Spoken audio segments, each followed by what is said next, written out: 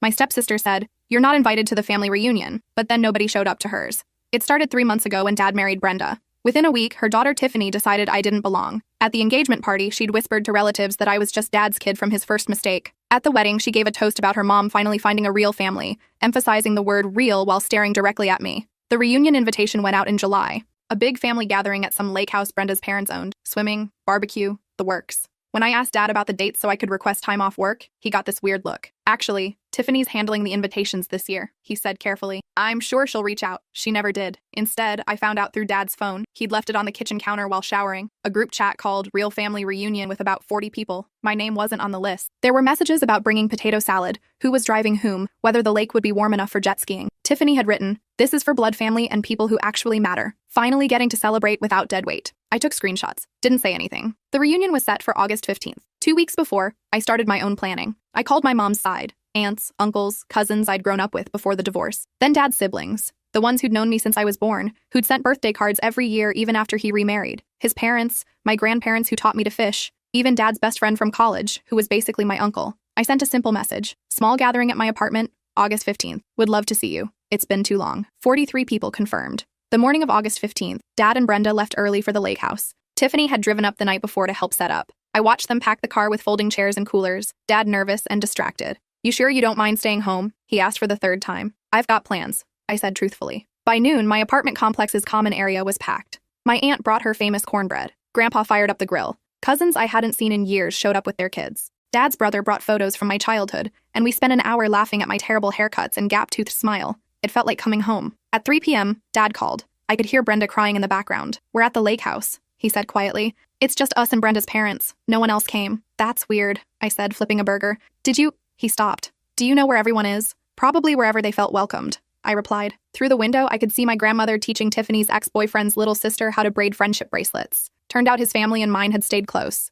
Silence. Then, "Can we come to where you are?" I looked around at my real family, the people who'd shown up for me at graduations, hospital visits, and random Tuesdays when I just needed someone. "I'll text you the address," I said. "But Dad, there's something you should probably know first." That's when my phone buzzed. A photo from Tiffany's Instagram story. An empty lake house deck with the caption, "When you throw a party and realize you're the one nobody actually likes." The comments were already filling up. My uncle leaned over my shoulder and whistled. "Is that the girl who said you didn't matter?" I was about to answer when I saw Brenda's car pulling into the parking lot, but there was a second car behind them, one I didn't recognize. And when the door opened, it was my mom, my actual mom, who I hadn't seen in person for 8 months because she'd been working overseas. She stepped out wearing her travel clothes, dragging a suitcase, and her face broke into the biggest smile when she spotted me through the crowd. "Surprise!" she called out, waving. "My contract ended early. Flew in this morning and your aunt told me where to find you." I felt my throat tighten. Behind her, Dad and Brenda were getting out of their car, and I watched Dad's face go pale when he saw Mom. They'd barely spoken since the divorce 5 years ago, keeping everything through lawyers and brief text messages about my schedule.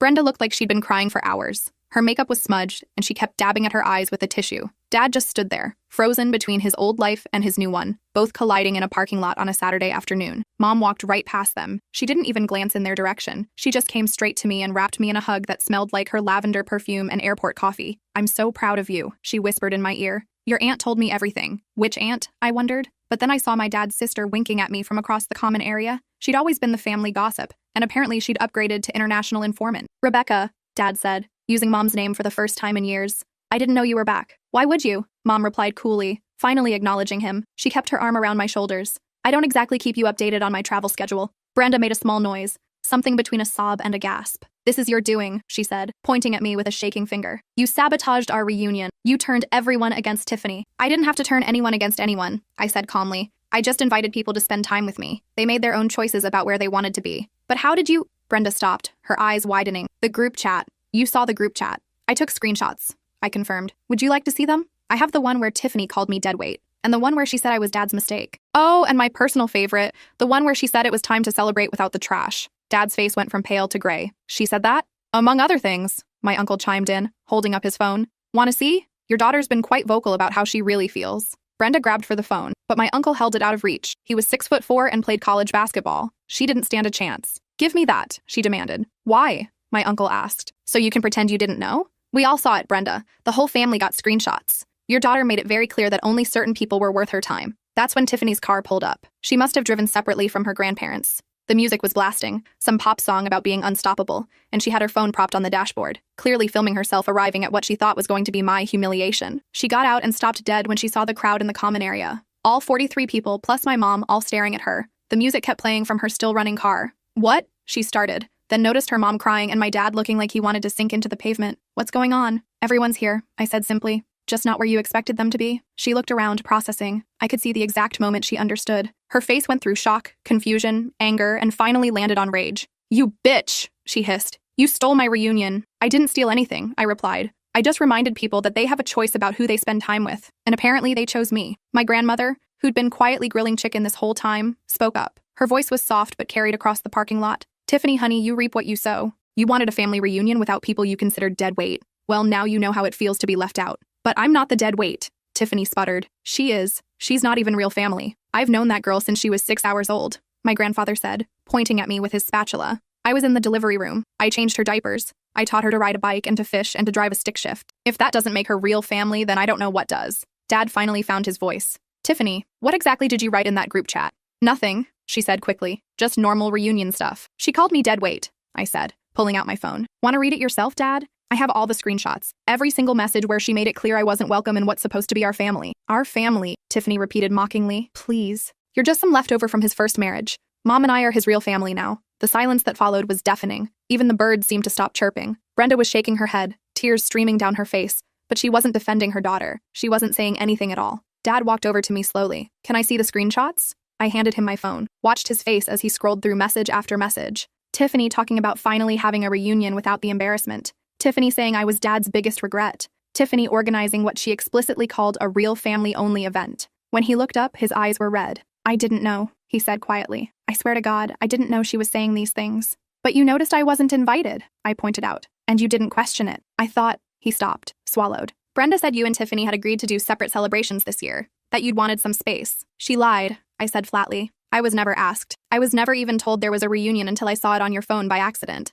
Brenda finally spoke, her voice thick with tears. "I didn't know Tiffany was being so cruel. I just thought I wanted her to have something that was ours. She's had such a hard time adjusting to the marriage." "So have I," said. "But I didn't decide to exclude people from family events because of it." "This is unbelievable," Tiffany said, her voice rising. "Everyone's acting like I'm the villain here when all I wanted was one day with my actual family. Is that so wrong? To want to spend time with people who share my blood? That's not what family is," my aunt said. She'd been silent until now, just watching everything unfold. "Family is the people who show up, the people who choose to be there, blood or not. You made your choice about who mattered to you. They made their choice too." Tiffany's face crumpled, but I couldn't tell if it was genuine emotion or manipulation. With her, it was always hard to know. She'd perfected the art of crying on command by age 12, her mom had once told me proudly. "I want to go home," she said, looking at Brenda. "Can we please just go home?" "Actually," Dad said, his voice harder than I'd heard it in years, "I think we need to talk, all of us, about what family actually means in this house." "There's nothing to talk about," Tiffany snapped. "They've already made their choice. They chose her over me." "No,"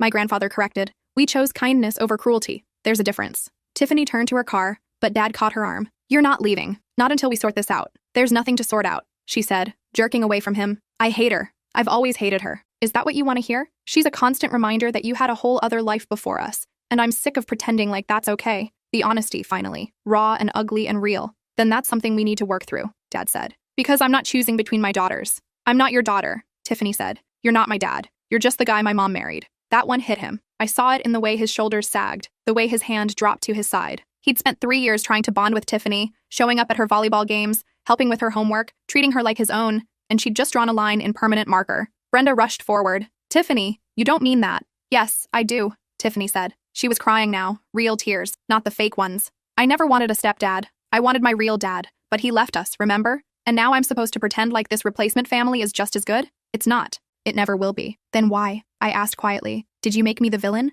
Your dad left you. Mine didn't leave me. So why do I get punished?" She whirled on me. "Because you're everything I'm not. Everyone loves you. Perfect grades, perfect attitude, perfect relationship with your dad. You make me look bad, just by existing. That's not my fault," I said. "Isn't it?" She laughed, but it was bitter. "Do you know what it's like? Living with someone everyone compares you to? Why can't you be more like her? She doesn't talk back. She gets straight A's. She's so responsible. I'm so sick of being the disappointment." "No one's ever said that," Brenda protested weakly. "You don't have to say it out loud," Tiffany shot back. "I can see it in your faces. Every time I mess up, you look at her and wish I was more like that." The thing was, I understood. Not the cruelty, not the exclusion, but the feeling of being compared. of never measuring up. I'd felt that way plenty of times with Tiffany. She was prettier, more popular, more confident, but I'd never tried to hurt her because of it. I'm sorry you feel that way, I said, but taking it out on me isn't the answer. What is the answer then? She demanded. Huh? Tell me, since you're so perfect. Maybe actually talking to people instead of excluding them, my mom suggested. She'd been quiet this whole time, just observing. Maybe recognizing that blended families are hard for everyone, not just you. You're not even part of this conversation, Tiffany snapped at her.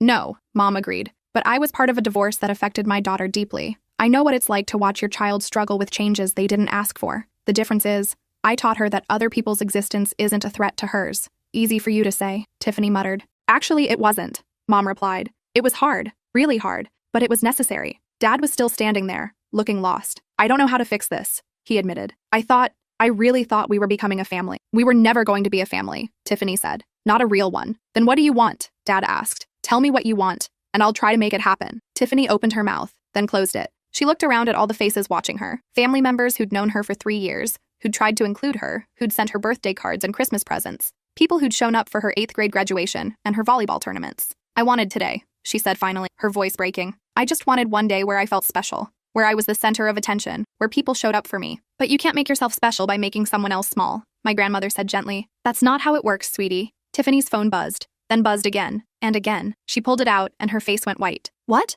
Brenda asked. My Instagram story, Tiffany whispered. The one about the empty reunion. It's been shared like 300 times. People are commenting. She turned the phone around so we could see. The comments were brutal. This is what happens when you're mean to people. Maybe if you weren't such a brat, people would want to come to your parties. Karma is real lol. Imagine being so entitled you don't realize everyone actually hates you. Oh, honey, Brenda said, reaching for the phone, but Tiffany pulled it away. Don't, she said. Just don't. She scrolled through more comments, her face crumpling with each one. I almost felt bad for her. Almost. Then I remembered the group chat, the dead weight comment, the 3 months of deliberate exclusion. You should probably delete that, I suggested. Now you're giving me advice? She laughed harshly. Perfect. I'm trying to help, I said. I don't want your help, she spat. I don't want anything from you. Fine, I said. Then I guess we're done here. I turned back to the common area where my actual family was waiting. My mom put her arm around me, and we walked back together. Behind us, I could hear Brenda trying to comfort Tiffany, while Dad stood somewhere in the middle, probably wondering how his life had gotten so complicated. The party continued. My cousin's band set up in the corner and started playing. Kids were running around with sparklers even though it wasn't quite dark yet. My grandmother cut her famous chocolate cake and started passing out slices. I saw Dad standing at the edge of the common area about 20 minutes later. He looked like he wanted to join but wasn't sure if he was welcome. My mom saw him too. Go talk to your father, she said quietly. I don't know what to say, I admitted. The truth, she suggested. That's always a good start. I walked over to him. He was holding a bottle of water he'd gotten from somewhere, just turning it around and around in his hands. Hey, I said. Hey, he replied. Hell of a party. Yeah. We stood there in awkward silence. In the background, someone was telling a story that made everyone laugh. My uncle's distinctive guffaw carried across the space. I'm sorry, Dad said finally, for not paying closer attention, for not realizing what was happening. You chose her, I said. Brenda. And by extension, Tiffany. I get it. You wanted a new family. I wanted us all to be family, he corrected. That's not the same thing. Feels the same from where I'm standing. He nodded. I suppose it does. More silence. This was the longest conversation we'd had in months that didn't involve logistics or schedules. The screenshots, he said. Can you send them to me? I need to see everything. Why? So you can punish Tiffany? I don't think that's going to help. No, he said. So I can understand the full scope of what's been happening. I've been so blind. I wanted everyone to get along so badly that I ignored the signs that we weren't. She called me dead weight, I said. My voice cracked on the last word. She said I was your biggest mistake. Dad's jaw tightened. You are not a mistake. You have never been a mistake. But I am in the way, I said. Of her perfect family. Of the life Brenda wants. Stop, Dad interrupted. Just stop. Yes, blending families is complicated. Yes, there have been adjustments. But you are my daughter. That's not negotiable. That's not temporary. That's forever. Then why didn't you notice when she excluded me from the reunion? He flinched. Because I trusted my wife when she said you two had talked about it. Because I wanted to believe everything was fine. Because it was easier than confronting the truth. At least he was honest. Brenda's not a bad person, he continued. And Tiffany's not either. Not really. They're struggling too. With the changes. With sharing me. With feeling like they matter. That doesn't excuse cruelty, I said. No, he agreed. It doesn't. We watched as my aunt attempted to teach a complicated line dance to a group of very uncoordinated cousins. It was chaos and laughter, and everything a family gathering should be. Can I stay? Dad asked. At the party, I mean, or would you rather I leave? I wanted to tell him to leave, wanted to make him feel as excluded as I'd felt. But when I looked at his face, really looked at him, I saw exhaustion and regret and genuine pain. You can stay, I said. But Brenda and Tiffany are going home, he finished. I already told them. This is your day, your celebration. They don't get to ruin it. And after today, I asked. What happens then? Family therapy, Dad said firmly. All of us. No more pretending everything's fine when it's not. No more brushing problems under the rug. We're going to deal with this properly. Tiffany's not going to like that. Tiffany doesn't have to like it, he said. She just has to show up and do the work. He walked into the common area and my grandfather immediately pulled him aside. They talked in low voices for a few minutes. My grandfather's hand on Dad's shoulder. When they came back, Dad was wiping his eyes. Mom appeared beside me. You okay? I don't know, I admitted. This wasn't how I thought today would go. Better or worse? Both, I said. I wanted Tiffany to know how it felt to be excluded. Mission accomplished. But now I feel guilty about it. That's because you're not cruel, Mom said. You made a point. She learned a lesson. That's different from intentional malice. Is it though? Mom considered. Intent matters. You invited everyone. You didn't exclude Tiffany. She excluded herself by being unwelcoming. Natural consequences aren't the same as revenge. It feels like revenge. Sometimes justice feels like revenge when you're used to being walked all over, Mom said. You stood up for yourself. That's allowed. Across the common area, I saw Tiffany's car finally pull away. Brenda was driving. Tiffany was in the passenger seat,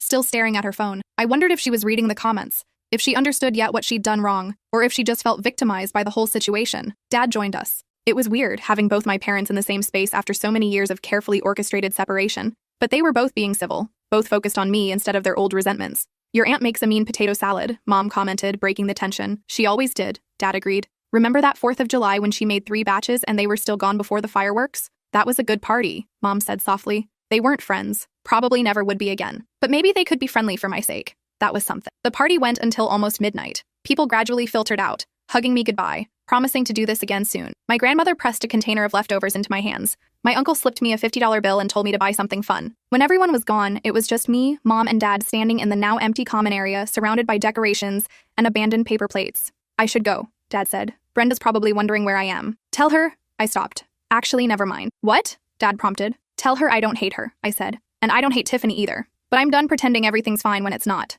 Dad nodded. That's fair. He hugged me before he left. A real hug, the kind he used to give me when I was little and the world felt scary. I love you, he whispered. I'm sorry I haven't been showing it properly. I love you too, I said, surprising myself. After he left, Mom and I cleaned up in comfortable silence. We filled trash bags and folded chairs and wiped down tables. You're staying the night, right? I asked. You flew all this way. If you'll have me, she said. Though I should warn you, I snore now. Age is cruel. We went up to my apartment. It was small, nothing fancy, but it was mine. Mom looked around with approval. You've done well for yourself, she said. I'm proud of you. Thanks for coming, I said. You didn't have to. Of course I did, she replied. You're my daughter. There's nowhere else I'd rather be. We stayed up talking until almost 3 a.m. She told me about her work overseas, the places she'd seen, the people she'd met. I told her about my job, my friends, my life. We didn't talk about Dad or Brenda or Tiffany, just mother and daughter catching up on lost time. When I finally went to bed, I checked my phone. Tiffany had deleted the Instagram story, but screenshots lived forever. Someone had already made a Reddit post about it. The comments were a mix of sympathy and schadenfreude.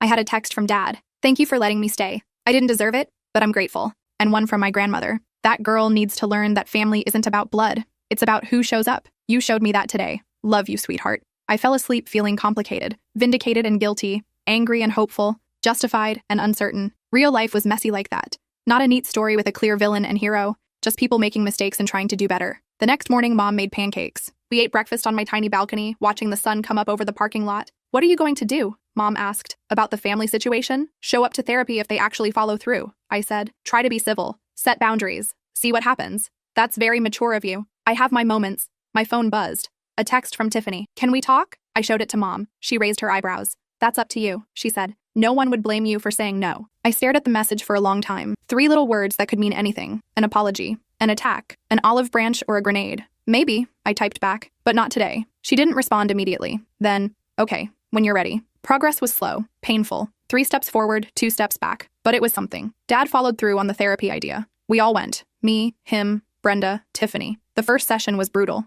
Tiffany cried. Brenda got defensive. Dad tried to mediate. I just sat there feeling numb, but we kept going back. Week after week. Slowly, things started to shift. Tiffany admitted she'd been jealous of my relationship with Dad. Brenda acknowledged she'd enabled some of her daughter's behavior. Dad confessed he'd been avoiding conflict instead of addressing problems. I learned to speak up instead of letting things slide. To say, that hurt me, instead of pretending I was fine. It wasn't a miracle cure. We still had bad days. Still had arguments. Still struggled to understand each other. But we were trying, and that was more than we'd done before. 3 months after the reunion, we had a family dinner. All 4 of us at Dad and Brenda's house. Tiffany had made lasagna, her one specialty. It was actually pretty good. I've been thinking, Tiffany said halfway through dinner, not looking at me. About the reunion, about everything. We all stopped eating, waiting. I was a bitch. she continued. A huge bitch. I blamed you for things that weren't your fault. I wanted you gone because it was easier than dealing with my actual feelings. Okay, I said carefully. I'm not saying we have to be best friends, she added quickly. I'm not even saying I'm totally over all of it. But I'm trying to be better, to not be that person anymore.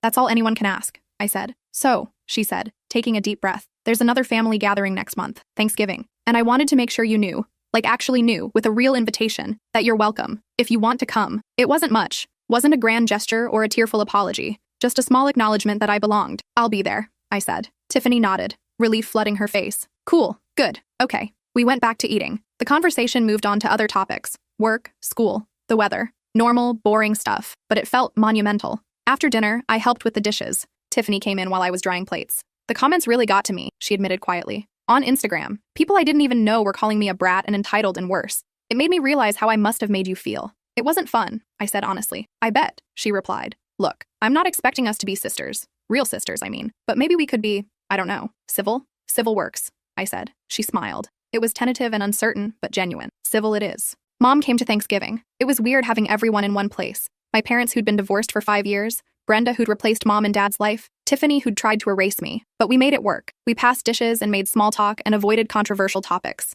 It wasn't perfect, but it was ours. Our messy, complicated, imperfect family situation. The reunion had been in August. By December, things had settled into a new normal. Tiffany and I weren't friends, but we were friendly. We could be in the same room without tension. We could even sometimes laugh at the same jokes. Dad seemed lighter somehow, less burdened by the weight of trying to make everyone happy. He'd learned that forced harmony wasn't real peace. Brenda apologized to me privately one evening. I should have paid more attention, she said, to what Tiffany was doing, to how you were being treated. I'm sorry. I appreciate that, I told her. I wanted so badly for us all to be a family that I ignored the fact we weren't there yet, she continued. I thought if I just pushed hard enough, pretended long enough, it would become true. Maybe we can be, I said, eventually, in our own way. I'd like that, she said. Mom left after the holidays, back to her job overseas. But she promised to visit more often, and she did. Every few months, she'd fly in for a long weekend. We'd have dinner, just the two of us, and catch up properly. Dad and I started having lunch together once a week. Just us. No Brenda or Tiffany. Father-daughter time where we could talk without complication. He asked about my life, actually listened to the answers. I learned about his work, his hobbies,